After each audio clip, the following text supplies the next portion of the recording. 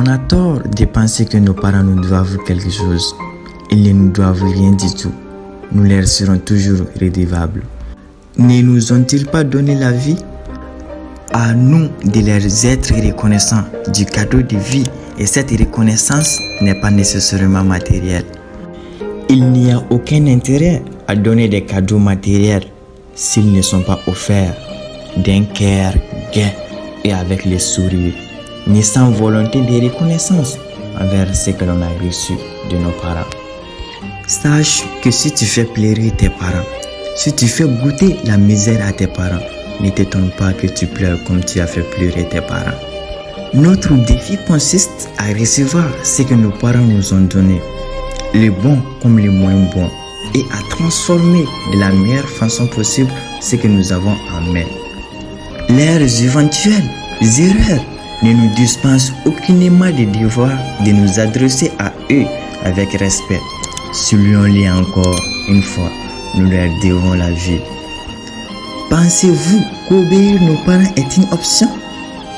Détrompez-vous, après la croyance en Dieu vient directement du respect des parents.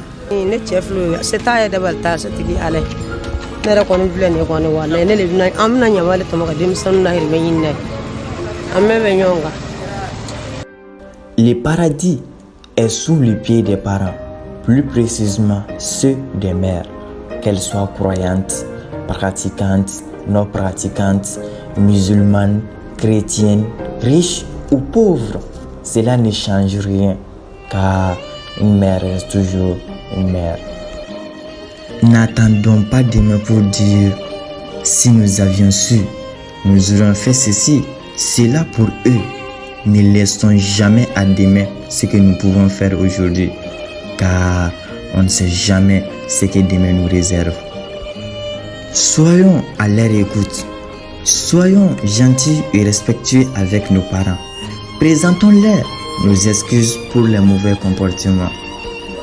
On ne se rend jamais compte de l'importance de nos parents que quand on les perd ou si l'on s'éloigne d'eux.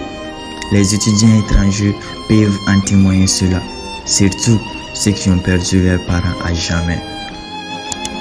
Quand je vois certaines personnes insulter leurs parents, frapper leurs parents, crier sur leurs parents, ça me désole. Car il nous suffit juste de penser aux 9 mois de grossesse, l'effort que nos mamans fournissent, la douleur qu'elles supportent, prêtes à sacrifier leur vie pour nous donner vie en retour. Pensez aux efforts qu'ils fournissent pour subvenir aux besoins, payer les loyers, des nuits blanches passées et des sacrifices pour t'offrir une vie meilleure, pour que tu ne manques jamais de rien. Au lieu de les honorer et les rendre fiers, tu te mets à les insulter, à leur manquer de respect et à leur gronder. Sache que les premières personnes qui doivent plus profiter de notre générosité, de notre bonheur, de notre bon comportement, ça doit être nos parents, pas nos femmes, ni nos maris, ni nos enfants, ni nos amis, mais nos parents. La bienfaisance envers les parents, c'est ce qui fera de toi une personne aimée et satisfaite, et le bouclier le plus puissant que l'on peut avoir en ce bas monde et dans l'au-delà, c'est la bénédiction des parents. Montrons-nous à l'égard de nos parents tels que nous souhaiterions que nos enfants soient envers nous, et surtout, retenons que nos parents sont nos essentiels.